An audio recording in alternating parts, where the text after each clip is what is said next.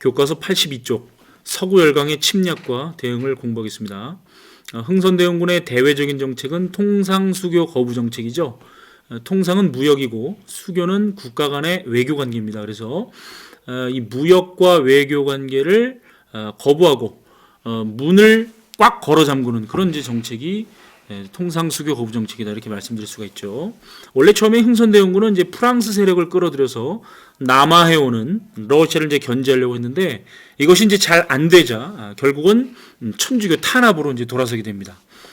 자, 여기에서도 선생님의 이제 특급 필기, 만점 필기를 가지고 이 공부를 하겠습니다.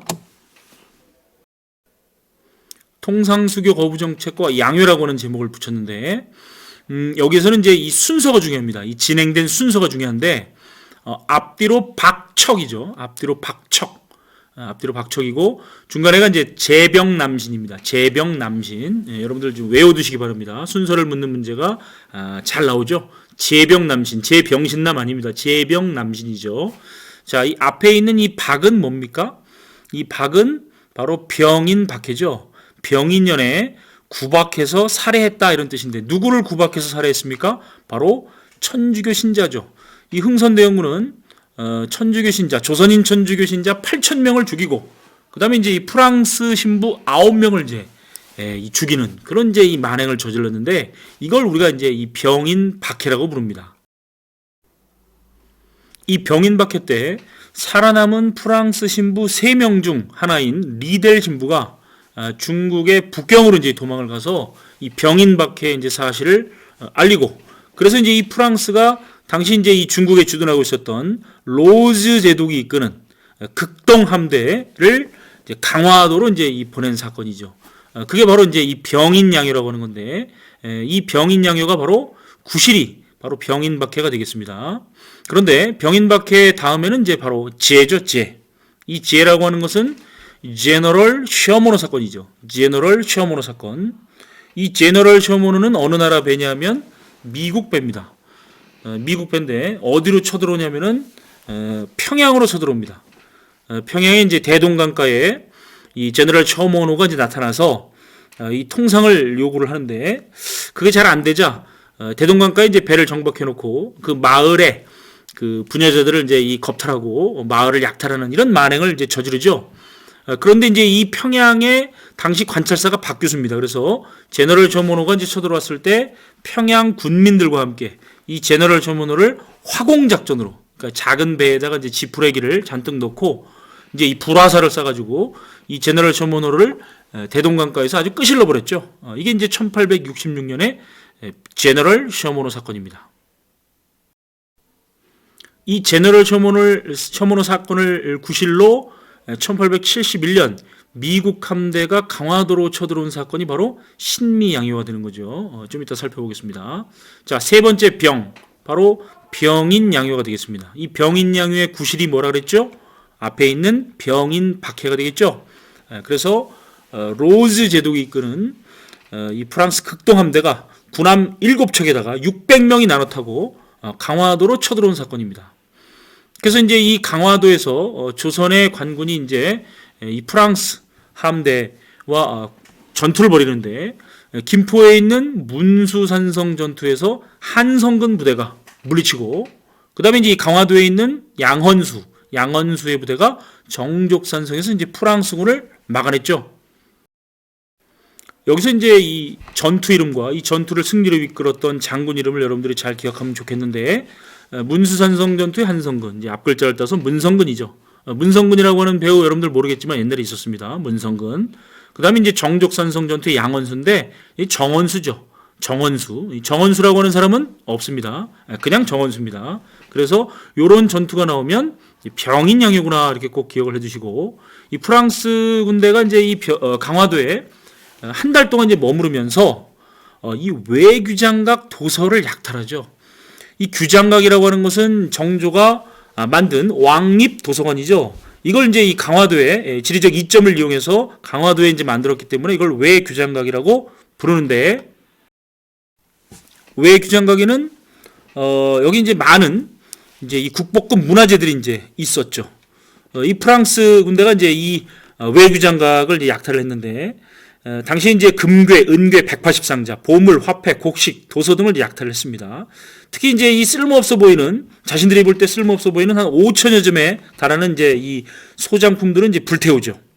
그리고 이제 한 300권 정도의 조선 후기의 왕실의 주요 행사를 그림으로 기록한 책, 의궤를 이제 가져가서 프랑스 국립도서관에 이제 소장을 하게 되는데, 이 의궤라고 하는 것은 그 중에서도 의궤 중에서도 왕만 볼 수 있는 어람용 의궤, 이게 이제 국보급 문화재들이죠. 이 의궤를 이제 주로 약탈을 했습니다. 그래서 이제 1990년대 초 김영삼 정권 때부터 이 외교장각 도서를 이제 프랑스로부터 반납받기 위한 그런 이제 노력을 많이 했었죠. 그래서 이제 당시 이제 프랑스의 미테랑 대통령이 외교장각 도서를 좀 반환하겠다 약속을 했었는데, 그러면서 이제 우리는 당시 이제 프랑스의 고속철도를 도입합니다. 바로 프랑스의 그 떼제베라고 하는 고속철도를 도입하는데, 이게 지금 그 기술을 받아들여서 오늘날 우리나라를 좀 달리고 있는 이 고속철도가 KTX죠. 그런데 이제 이 프랑스는 자국 국민들의 이제 여론이 좋지 않다라고 이제 하면서 결국은 이제 이 반환을 하지 않고 있다가, 나중에 이제 이명박 정부 때 서울에서 이제 G20 정상회의가 열렸을 때 당시 프랑스의 사르코지 대통령과 이명박 대통령이 이제 외교장각 도서를 반환할 것을 이제 합의를 합니다. 그래서 2011년에 총 297책의 왕이 보는 어람용 의궤가 중심이 된 297책의 외교장각 도서가 현재 국내로 들어왔습니다. 물론 우리가 프랑스한테 돈을 주고 빌리는 형식이죠. 병인영유 때 외교장각 도서를 약탈했다. 꼭 좀 기억해 두시기 바랍니다. 외교장각 도서는 무조건 병인영유다. 자, 중간에 끊어서 중요한 사진을 몇 개 좀 보도록 하겠습니다. 자, 지금 보시는 사진은 이제 초지진 안내도인데요. 강화도에 있죠.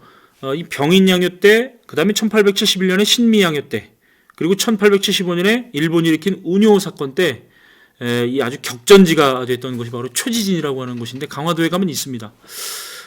지금 이제 선생님이 초지진 위에 이렇게 이제 서서 여기를 이제 답사를 했었고요. 이 초지진에 가면 바로 이제 이 포탄 흔적이 있습니다. 포탄 흔적이 있는데, 여기 보면 이 성벽에도 이렇게 지금 선생님이 여기 좀 가르치는 요 포탄 흔적이 여기도 있고요. 소나무에도 이렇게 포탄 흔적이 있었습니다. 그래서 이제 신미양요 때도 이제 이 사진을 또 다시 한번 언급을 하겠지만, 굉장히 이제 이 강화도에 이 다른 나라와 군대와 싸웠던 격전지였던 초지진의 사진을 한번 봤습니다. 자, 다시 이제 돌아오겠습니다. 자, 네 번째 사건, 남이죠. 이 남은 뭐냐면 남연군묘 도굴 사건입니다. 남연군묘 도굴 사건. 누가? 바로 이제 오페르트라고 하는 이제 독일 상인이죠. 이 남연군은 이제 누구의 아버지냐면은 현재 이 전국을 주도하고 있었던, 권좌에 올라와 있었던 흥선대원군의 아버지가 되겠죠. 그래서 1868년에 이 남연군묘를 이제 오페르트가 이제 도굴을 하게 되는데, 이제 정확히 얘기하면 도굴 미수 사건이죠. 이 오페르트라고 하는 독일 상인이 볼 때 조선은 유교 국가다. 따라서 그 흥선대원군의 아버지의 무덤을 파헤쳐서 그 뼈다귀를 가지고 있으면 분명히 이제 이 협상 자리에 조선이 나올 것이다. 이렇게 잘못 생각한 겁니다. 그래서 이제 이 오페르트가 당시 이제 이 오페르트 혼자 온 게 아니고요. 이 조선의 지리를 잘 아는 페롱 신부의 안내를 받아서 독일인, 중국인, 뭐 말레이시안, 동남아시안 130명의 이제 국제 도굴단을 이끌고 어디로 쳐들어왔냐면은 충남 예산군 덕산면이죠. 지금 그 충남 덕산으로 와서 충남 덕산에 있는 이제 남연군묘를 이렇게 이 도굴을 합니다. 밤에 와서 이 흥선대원군의 아버지의 무덤을 이제 팠는데, 이게 이제 위에 이제 봉분을 걷어내는데 꽤 시간이 걸리죠. 그래서 이제 새벽이 되고 이제 아침이 돼가면서 이제 서서히 동이 뜨고 있는데, 자, 이제 이 관을 파내면 됩니다. 그래서 관을 파내면 되는데, 얼마나 이 흥선대원군이 아버지의 무덤을 튼튼하게 만들었는지 관 위에다가 시멘트로 쳐발라 놨어요. 그러다 보니까 그 막 곡괭이로 막 두드려 패도 이 관이 열리질 않는 겁니다. 이 석회를 발라놨기 때문에. 그래서 결국은 자, 서해안이니까 이제 아침이 되니까 이제 이 해가 뜨고 있고, 이 썰물이 생겨가지고 이제 이 바닷물이 쭉 빠지는 그런 상황 속에서 저 충남 덕산 주민들이 막 곡괭이를 들고 쫓아오고 있으니까 결국 이제 이 오페르트 등은 도망갈 수밖에 없었죠. 이 도망가면서도 이 오페르트는 이제 이 편지를 하나 이 조선에 보냅니다. 어떤 편지냐면은 이런 내용이죠. 남의 무덤을 파헤치는 것은 지나친 행동이라고 생각되어 그만두었다. 우리에게 시멘트를 팔 도구가 없었겠는가? 없었죠. 그래서 이제 이러한 남연군묘 도굴 사건은 결국 흥선대원군의 통상수교 거부 정책을 더욱 강화하는 결과를 가져왔다. 이렇게 정리를 할 수가 있겠죠. 사진을 볼까요? 지금 보시는 이 사진은 충남 예산군 덕산면에 있는 흥선대원군의 아버지 남연군의 무덤입니다. 이 남연군 무덤이 이제 이렇게 있는데 굉장히 명당 자리죠. 올라가면 이제 이 주변이 쫙 아주 경치가 좋습니다. 비석을 보면 여기에 남연군이라고 이렇게 써 있죠. 이것을 이제 독일 상인 오페르트 등이 도굴하려다가 이제 미수한 사건, 오페르트 남연군묘 도굴 미수 사건이 되겠습니다. 자, 다음으로 넘어가면 이제 다섯 번째죠. 이 신입니다. 이 신은 뭡니까? 바로 신미양요가 되겠죠. 이 신미양요는 1871년인데 누가 쳐들어왔죠? 미국 해병대가 쳐들어왔죠. 이 신미양요의 구실이 뭐죠? 저 앞에 있었던 제너럴 셔머노 사건이죠. 그래서 이 병인양요나 신미양요나 그대로 우리가 해석을 해보면 병인연애 또는 이제 신민연애, 신민연은 1871년입니다. 양키놈들이 서양인들이 요동을 쳤다. 이렇게 이제 직역을 할 수가 있죠. 그래서 이제 미국 로저스 제독이 이끄는 미국 해병대가 군함 5척에다가 1230명이 나눠 타고 바로 강화도로 쳐들어온 사건입니다. 자, 신미양요와 병인양요는 강화도로 쳐들어온 사건이죠. 제너럴 셔머노는 평양으로 쳐들어온 사건이죠. 그리고 남연군묘 도굴 미수 사건은 충남 덕산이죠. 지명을 좀 잘 기억을 해두시기 바랍니다. 신미양요에서 이 해병대를 맞이해서 아주 끝까지 아주 격렬하게 저항했던 장군 이름과 이 전투 이름을 보시겠습니다. 바로 어제연 장군이 이끄는 이제 조선 관군이 광성보에서 이제 미 해병대와 아주 격렬하게 항쟁을 했지만 결국은 이제 이 패배하죠. 어제연 장군도 여기서 죽습니다. 그리고 이제 이 초지진 전투, 덕진진 전투. 그래서 이제 이 광성보, 초지진, 덕진진 이런 말이 나오면 무슨 양요? 신미양요다. 이렇게 꼭 기억을 해주시기 바랍니다. 특히 광성보 전투의 어제연. 앞글자만 따면 뭐가 되죠? 광어가 되죠. 자, 흥선대원군. 자, 세계 최고의 군대를 갖고 있는 이제 미국 함대를 물리쳤고 또 프랑스 함대도 물리쳤습니다. 자, 어떻습니까? 바로 자신감이 아주 드높게 되겠죠. 자신감이 아주 높아지게 되겠죠. 그래서 서양 놈들과 화의를 맺는 것을 배척하는 비석을 전국 방방곡곡에 이제 세우게 되는 겁니다. 그 자신감의 표현으로 바로 척화비를 건립하게 되는 게 신미양요 직후가 되겠습니다. 여러분들, 자, 앞뒤로 뭐가 들어간다? 박척. 그리고 가운데 네 글자 뭐라고요? 제병남신이죠. 제병남신. 꼭 기억을 해 두시기 바랍니다. 추가적으로 교과서에도 나오는 내용입니다. 83쪽에 이제 이 그림 오른쪽 맨 밑에 나오는데요. 이 어제연 장군이 이제 이 미국 해병대와 이제 이 전투를 벌일 때 어제연 장군이 가지고 있던 깃발을 빼앗겨요. 깃발이 이제 장군 숫자가 써 있죠. 장군 숫자. 그 교과서에 이제 사진을 보면 알겠는데 이렇게 써 있죠. 그래서 이제 이 깃발을 미 해병대가 이걸 갖다가 뺏어가지고 전리품으로 이제 가져가서 미 해군 상원학교에 이제 보관을 하다가 2007년에 역시 장기 대여 형식으로 이제 국내에 들어와서 결국은 이제 2007년 한국사 수능 문제 1번이 바로 이 장군 숫자, 어제연의 장군 숫자를 제시하고 신미양요를 묻는 문제가 출제가 됐었습니다. 지금도 중요한 내용이죠. 미국 사람들은 이제 이 장군 숫자를 자신의 이제 알파벳 모양과 비슷하다 그래서 BT가 쓰여져 있는 깃발이다 이렇게 표현을 합니다. BT가 쓰여져 있는 깃발이다 이렇게 표현을 하죠. 관련 사진을 보겠습니다. 아까 이제 보여드린 초지진이죠. 이 초지진은 이제 신미양요 때도 이 미국 해병대가 이제 이렇게 공격했던 그 장소가 이제 초지진이죠. 자, 초지진 위에 올라가 있는 모습 아까 봤습니다. 포탄 흔적 성벽에도 있고 소나무에도 이렇게 포탄 흔적이 지금까지 남아 있습니다. 지금 보시는 이 사진은 이제 이 어지연 장군이 이 광성보에서 이제 미 해병대와 이제 격전을 벌였던 장소죠. 광성보입니다. 광성보. 이 광성보 여기 써 있죠. 이 신미양요 때 미국 군대와 사투를 벌인 격전의 현장으로서 이때 전사한 어지연 장군을 기리는 전적비와 350여 명의 순국 영령들을 기리기 위한 신미순이총이 있다. 이렇게 설명이 되어 있고요. 여러분들 광성보 위에서 이미 올라가 봤습니다. 광성보 위에 올라갔고 여기 이제 뭐 쌍충비라고 있는데 이 어지연 장군 외 59명의 이제 순절비가 되겠습니다. 그래서 여기 쌍충 비각 안에 이 비석이 보관되어 있고 요 왼쪽에 보면 자, 이 뭐라고 써 있냐면은 신미양요 순국 무명 용사비라고 써 있네요. 신미양요 때 순국한 무명 용사들을 기리는 비석 패다 이렇게 이제 돼 있죠. 자, 이 사진은 이제 서울 마포구 합정동에 있는 절두산 성지에 있는 척화비가 되겠습니다. 이 절두산 성지는 병인양요 당시 이제 프랑스 함대가 이제 이 양화나루까지 진격해 온 적이 있었는데 이때 이제 흥선대원군이 이 서양 오랑캐로 더럽혀진 한강의 물을 자꾸 종이 쳐서 짜증이 나죠.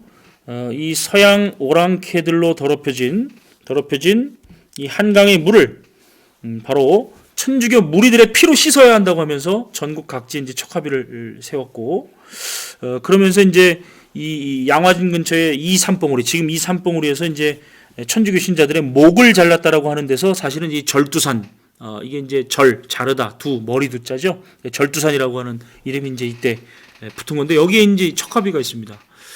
그래서 이 척화비의 내용을 우리가 한번 보면 여기 이제 이렇게 써 있죠. 양이 침범, 서양 오랑캐가 침범, 쳐들어오는데 비전 즉 싸우지 않고 화친을 주장하는 것은 비전 즉 싸우지 않고 즉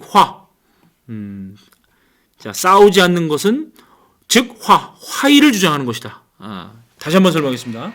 양이 침범, 서양 오랑캐가 쳐들어오는데 비전 싸우지 않는 것은 즉 화의를 하는 것이다. 화의를 주장하는 것은 매국 나라를 팔아먹는 행위다. 그래서 만년 자손 우리의 만년 자손들한테 이것을 경계한다. 자손만대에 이것을 경계한다.